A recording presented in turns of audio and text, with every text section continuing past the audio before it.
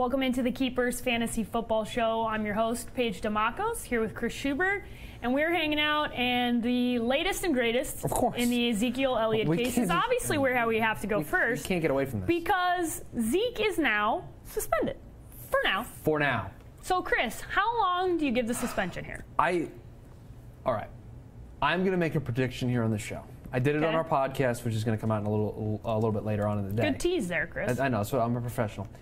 I have said that I actually think it stays now. Like, I actually think this is the moment where Zeke has to at least serve a couple of the suspension games here. Like, I feel like he has to go at least 1 or 2 games before another appeal is going to come out of nowhere. Because I'm convinced that he still has some sort of legal recourse here, that he's going to find some court in, like, Dallas that's all, like, maybe just a pop-up court, and then he's going to appeal there, and it's going to, I don't know what's going to happen. Nico, I need you to go to my screen, because I got something on the screen. Do you have a hot take on the screen? No, this is what everybody needs to see the screen. I love it. Yeah. Here we go. He's not suspended. Good shout out to my girl Erin Maloney for putting this up. But this is the epitome of the Ezekiel. So where are we at now? I think we're on the he's suspended. We're here. Yeah. And then we're going to go here, and then we'll go back to there. So we got a while left. Okay. We got a while left to go here. For anyone who picked up, I don't know, let's say Rod Smith or Alfred Morris or Darren McFadden. You're feeling pretty good today. You're feeling pretty good from a fantasy perspective, because I'm sure a lot of you were like me. You picked up those guys and you held on to them for a little while. You were just kind of playing this Ezekiel Elliott suspension game and seeing whether or not those guys would ever get a chance. I'm pretty sure one of those guys is going to play on Sunday. Chris, my question to you is, since I know you have one of these guys. I do. Are you going to start him on Sunday? It's tough. In that league, I have a lot of good options at the running back position. It's actually, so let's name some of those options, because that's what people want to discuss now. They want to decide if you have Ezekiel Elliott and you went and handcuffed yourself to make sure that you had somebody when he's out. You went and got a Darren McFadden or a Rod Smith. Who are the type of guys that you're going to start over him? Because this is a scenario that most people in fantasy football are dealing with right now, especially, obviously, Ezekiel Elliott. Right, so here, this is what I got going right now in terms of running backs. I'm starting Mark Ingram, I'm starting Marlon Mack, and I'm also starting Derrick Henry in my wide receiver running back kind of flex position. We don't have a true flex in this league. So I'm not playing Rod Smith over any of those guys. I'm debating whether or not to take Derrick Henry out. It's a really tough matchup for him this week. I'm debating whether or not taking him out and putting Rod Smith in, but I think I need to see what the snap count breakdown is, what the usage breakdown is, because I think they may go to Darren McFadden and Alfred Morris right away, and Rod Smith may have to begin as a third down back, or maybe begin in a minor role and develop over the course of a couple weeks. Look, Rod Smith's a long-term play. McFadden and Morris, I think, are the short-term options. Long-term, I think it's going to be Rod Smith. That's why I hung on to him. So I have no problem sitting him on the bench. But for someone who has Ezekiel Elliott and they picked up Darren McFadden or Alfred Morris, I think more often than not you're going to play them this week. Yeah, you're going to have to, likely. I'm going to pull this up right now on my screen just to see where Ezekiel Elliott sits in the total overall. So you can see right here, I'm going to zoom in a little bit. What is okay? Oh, look at that. That's so you some see, that's some text. That's some teching. I'm doing that with my fingers because I got that touch screen. That's good. Okay? Third, looks like? 1, 2, 3.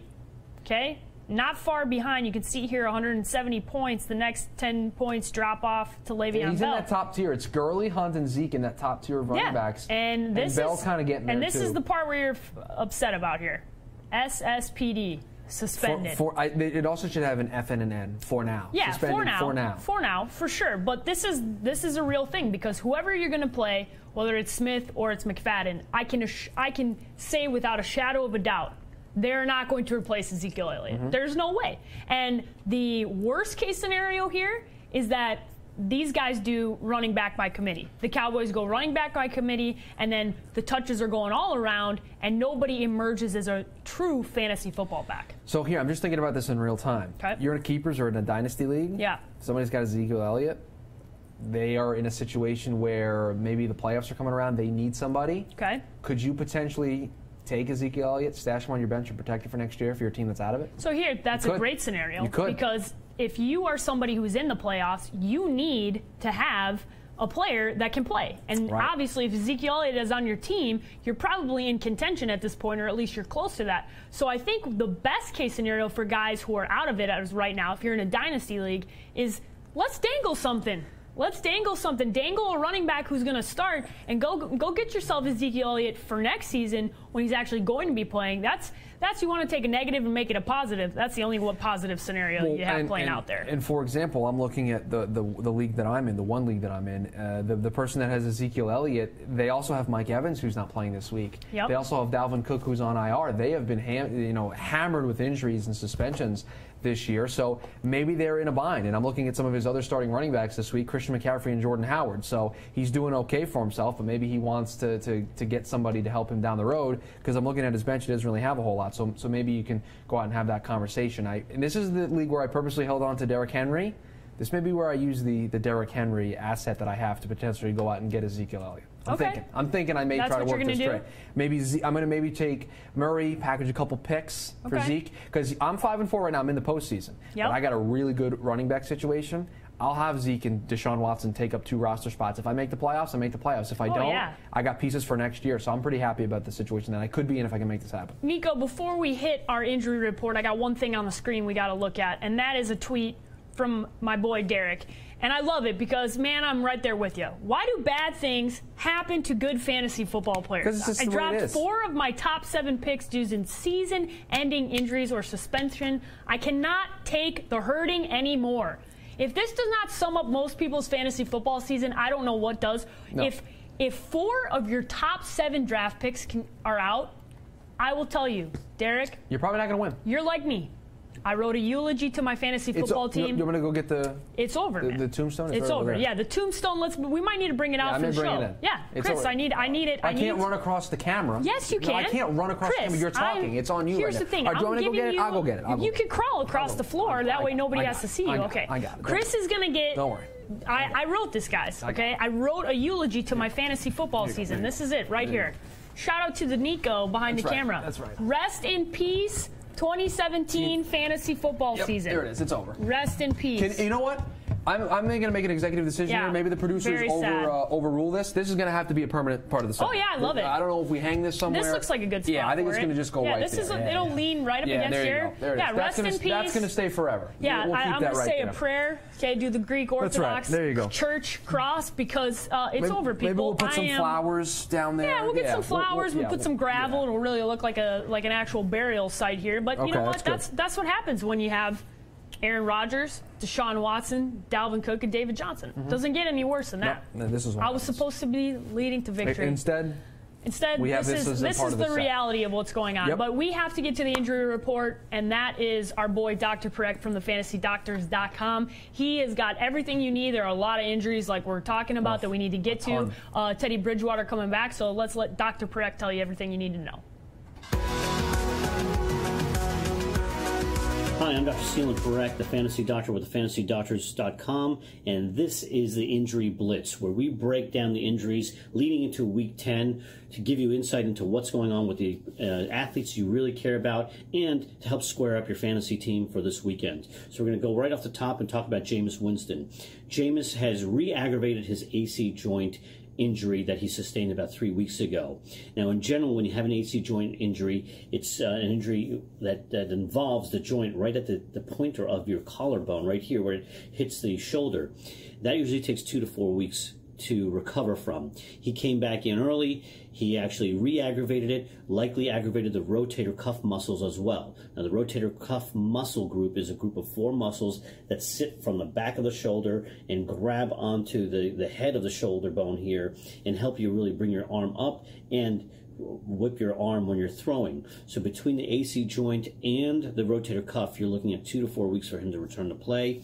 I can't imagine that they're going to rush it this time around. I think it's going to really be that 2 to 4 week timeline. Teddy Bridgewater is now off the IR. Rumor has it that we may see him back middle to late November. So I do think that's going to happen. And given that Sam Bradford underwent another scope yesterday and it showed no structural damage, but a lot of loose bodies, I'm thinking that Sam Bradford's done for the season. He may be able to come back next year, and that's a big may, because with loose bodies in the joint, with a second ACL that's been reconstructed, you are looking at arthritis in that joint. If they cannot get that arthritis, which is wear and tear of the joint, to quiet down, his career will be over.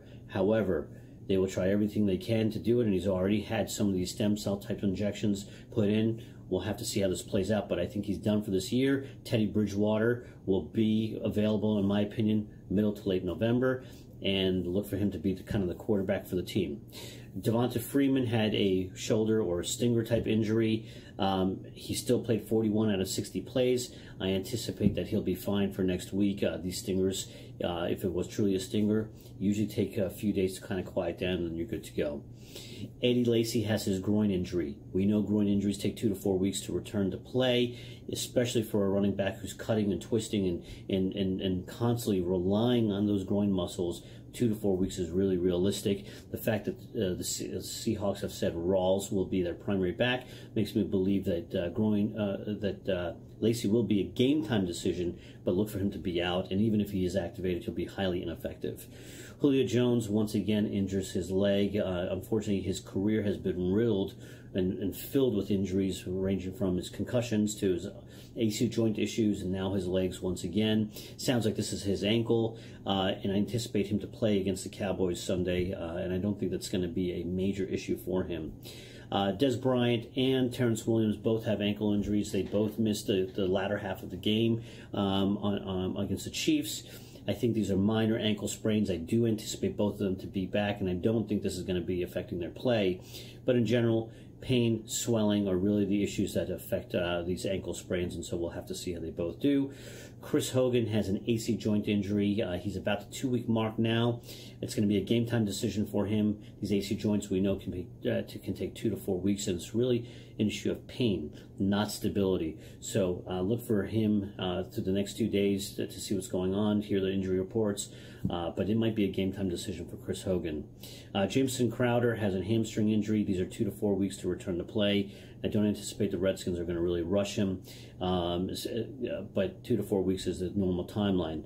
That obviously applies to Jordan Reed as well. Jordan Reed has his hamstring injury again, and this is going to be something that's a recurrent issue for him. The hamstrings we know are problematic.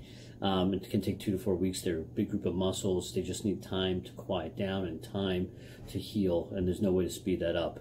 Jordan Reed also has a hamstring injury. He injured this in week 8, so this puts him at the 2-week timeline. It'll be a game-time decision for him as well. Same thing with Ertz. Ertz injured his hamstrings on November 2nd, so he's really going to be about 9 days into this by the time the weekend rolls around. Will be a game-time decision. Again, I can't imagine that these guys get pushed if they're not ready. In general, we want to see the hamstrings about 80% of the uninjured side before we get these players back onto the playing field. Charles Clay has the possibility of returning 4 weeks out from his meniscus clean-out surgery. So this weekend will be about the 4-week timeline. I do anticipate that he will play. If he does not, then he should be back for week 11. But a clean-out of the meniscus joint typically does take 4 weeks to return to play. And finally, we have Martellus Bennett with his shoulder injury. It was unclear the nature of the shoulder injury, but he was inactive for Monday night's game. There's also already discussion of him potentially retiring at the end of the season. So it's unclear if this is more of a labral issue, just a strain issue, or there's some arthritic problems going on. So pay attention to what's going on in the injury reports and how these guys practice, because he may be a game-time decision as well. And finally, we're going to end up with our 2 quarterbacks. I already talked about Bradford having the knee scope yesterday. No structural damage, but there are a lot of loose bodies, so you worry about arthritis. I don't think he'll be back on the playing field this year. He has a possibility for next year, but it really depends on how that arthritis shapes up. And Luck. Irsay has been quoted as saying Luck's issues now really are in his head. Before you can really jump onto that and say that's really the case, I anticipate that he would likely have a second surgery sometime over the next few months to make sure that he does not really have something structural going on. MRIs are not perfect. Our exams are not perfect. So going in and looking to make sure that there really is no structural injury may be something that he has if he continues to struggle with his recovery. None of this should really, unless there's any major structural issue, none of this should really affect his ability to be in camp next season. I'm Dr. Selim Parekh, the Fantasy Doctor. This was the Injury Blitz. Make sure you check out our analytics on our fantasydoctor.com website. Click on the analytics. and you can get an insight into the fantasy value of these athletes from week to week. And check us out on Twitter at the Fantasy Doctors, that's DRS, where we can give you real-time information, answer questions that you may have about these injuries. Welcome back to the show. You never know what you might find during the break. So I found this lovely luchador mask, and I'm doing the rest of the show like this, Paige. All right. Just gonna have to take it seriously. I can't take that seriously, Chris. First and no. foremost, I'm not Chris anymore. who are you? I am El Christoph. That's my persona with the mask on. I'm not Chris anymore. El Christoph is my name. All right. El Christoph. Yes. First and foremost, how can I help you? This is a fantasy football show. I do not play any fantasy football. This is a Boston Bruins, which is no, in the it's NHL. not. You can't see that it's the Boston Bruins. I'll just keep this side over here. Okay, El Christoph. I can see not the a big Bruins fantasy logo. player.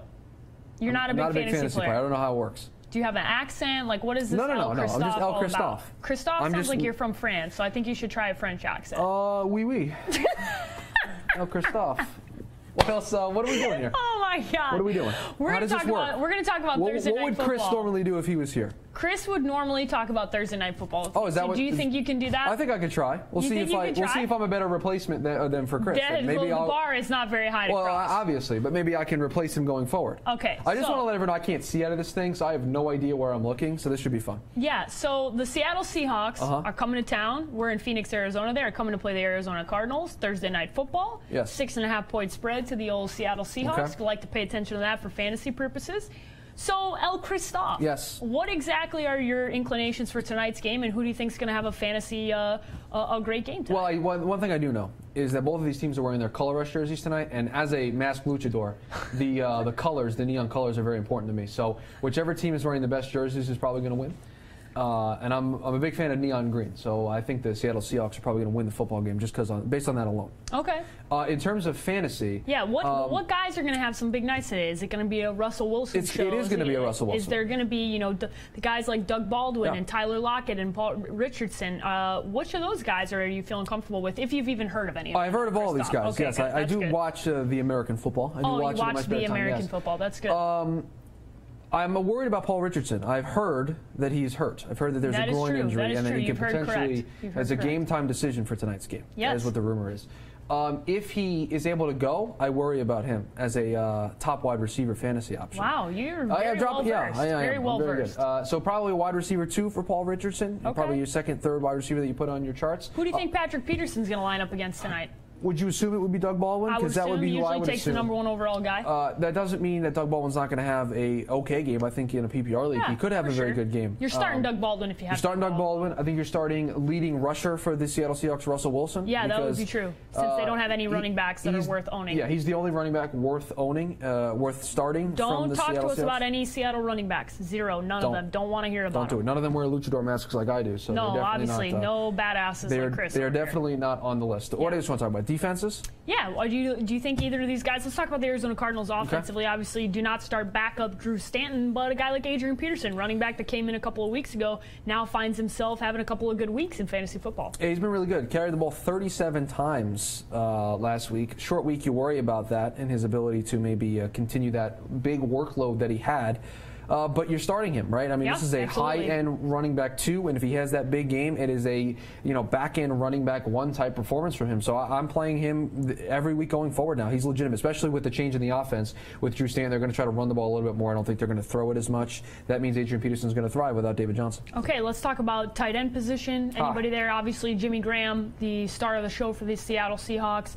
Do you like starting him this week? He's had a couple of better weeks over the last few weeks. They're playing the old flute in the end zone. The flute. That's the Seattle Seahawks flute dance that's been happening lately. That's a lot of fun to watch. But do you think Jimmy Graham, obviously, do not start any tight ends from the Cardinals? I know Jermaine Gresham had a pretty decent game last game, but cannot count on him.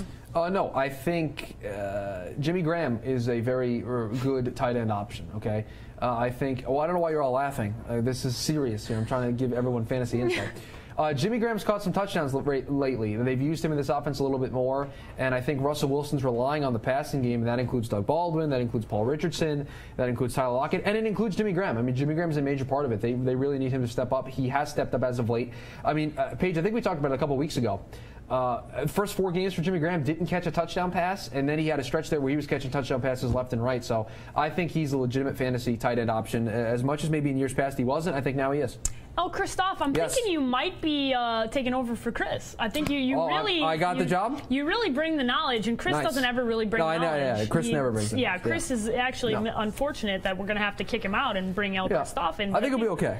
Yeah, I just, you're way more useful. Okay, I think you bring the knowledge and you're much more useful. But let's see how you stack up on start and sit. Because you got through the Thursday night football stuff, but now it's time to do some start and sit. Okay. And I'm really going to test your knowledge here. Really going to test your knowledge. So we're going to start off with Demaryius Thomas this week. Demaryius Thomas is home against the New England Patriots. The New England Patriots are coming off a bye week. Y'all know that Bill Belichick with an extra week is always very, very tough to play against. So Demaryius Thomas, #1 overall guy here. The New England Patriots defense, especially their pass defense, hasn't been phenomenal. So do you start Demaryius Thomas this week? Yes, you do.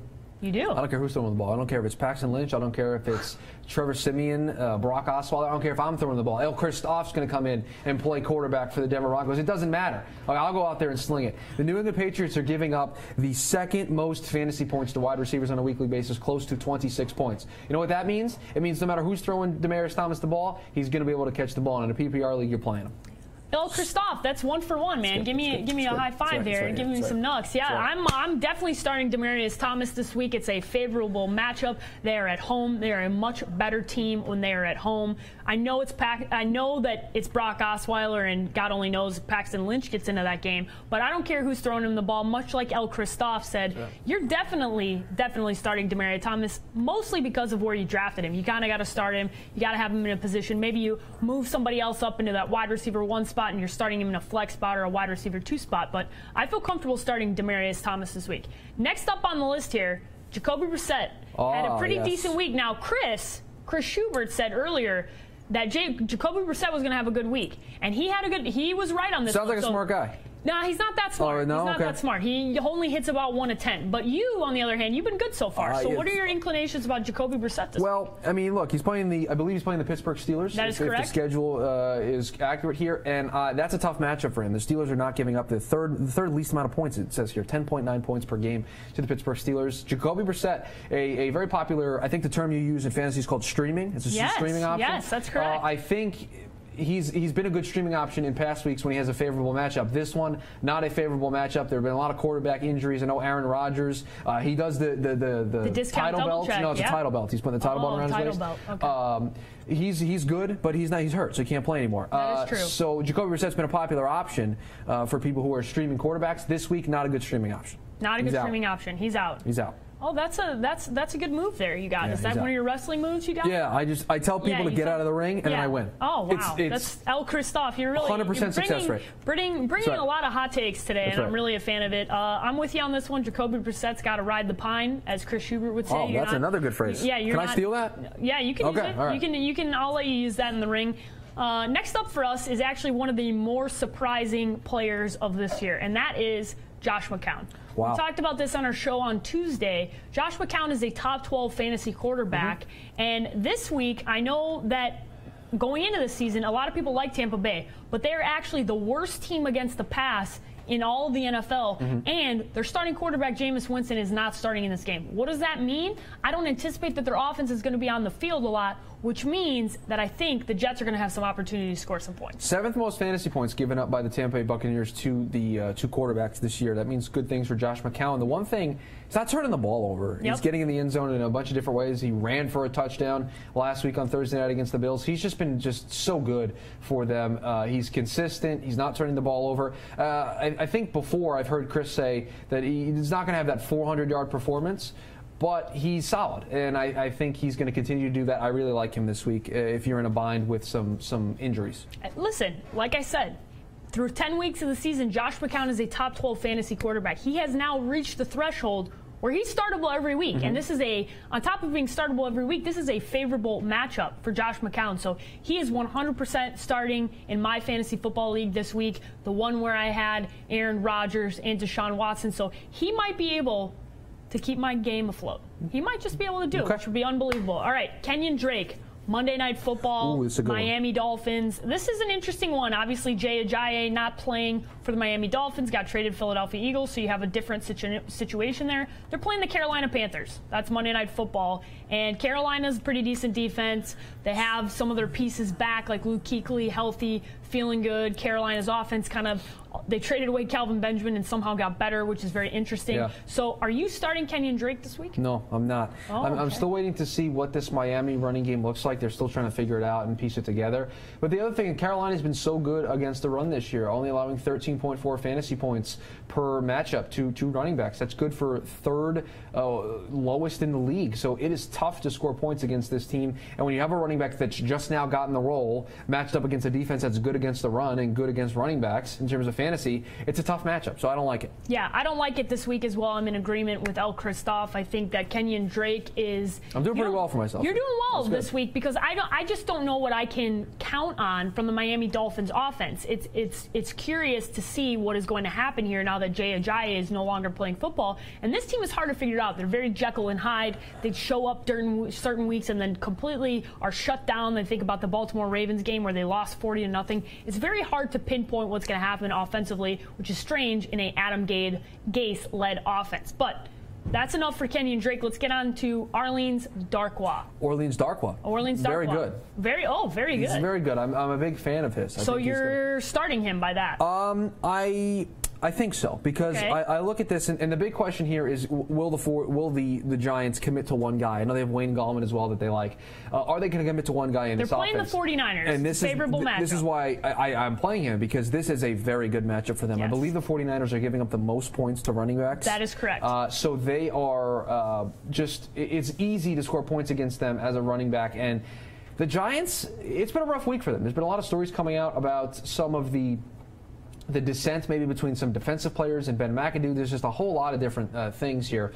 And I think the big thing that you need to worry about here is will they be able to put up enough consistently on the offense? And I think Eli Manning is going to want to prove that he's not going to get benched for Davis Webb, and I think that means that they're going to have a more balanced attack on offense, and I think that includes Orleans Darkwa. Yeah, I'm a big fan of what you're saying here because of the matchup. Mm-hmm. Specific to this matchup, the Giants, I think, are going to rally around Eli, Yes. and it kind of seems like it's the team versus Ben McAdoo, which is a strange, obviously not great for Ben McAdoo, but I do think this will favor the Giants if they can decide that they are going to rally around their two-time Super Bowl winning quarterback and try and figure things out here. Now, I don't anticipate they win that football game, but I do think Orleans Darkwa is a start this week. The last guy on our start and sit list is Tyler Higbee.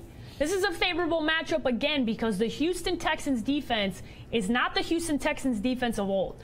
Why is that? They got a lot of injuries. Another part of that is that Tom Savage is a starting quarterback for the Houston Texans. They cannot stay on the field. It is awful. So, do you think you start Tyler Higbee this week? I think you do. I mean, this is a team that gives up the sixth most points, to tight ends in fantasy, and add into it, he's played a major role in that game last week for them. So I think he's emerging as a legitimate option for Jared Goff. I mean, Sammy Watkins, we don't know what his role is going to be.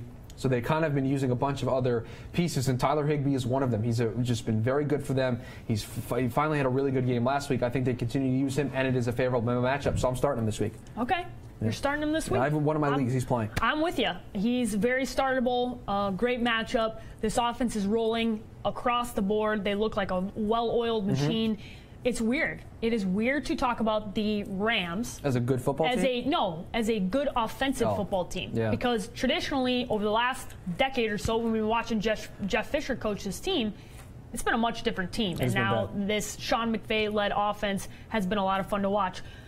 Okay, El Christoph, yes. It has been a pleasure. Thank you for having me. Tell Chris to invite me back some more. Yeah, I'll come back whenever you guys will have me. Yeah, I think I'm going to make an executive decision that I can invite you back whenever I want. Okay, well, you just let me know the time and the place, and I'll be here. I'll kick Chris off. I'll let you come in. Cool. This was a lot of fun. All right, well, I appreciate it. You can watch El Christoph in his next fight in WWE, That's right. You can follow me at @the_sports page. And you can check out the show at The Keepers FF for fantasy football. But everybody, good luck in Week 10, and thank you for watching.